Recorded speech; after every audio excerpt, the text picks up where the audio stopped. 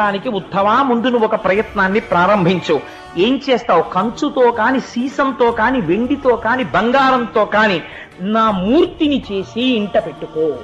ఇందుచేత సాత్వికమైన మూర్తిని తీసుకొచ్చి ఇంట్లో పెట్టి పువ్వులు వేయడం మొదలు పెడితే ఆ మూర్తి ఏం చేస్తుందో తెలుసా? మొదట్లో నువ్వు పెట్టింది అది తింటోంది అనుకుంటావు, నైవేద్యం పెట్టి నువ్వు వేసిన పువ్వులు అది పుచ్చుకుంటోంది అనుకుంటావు.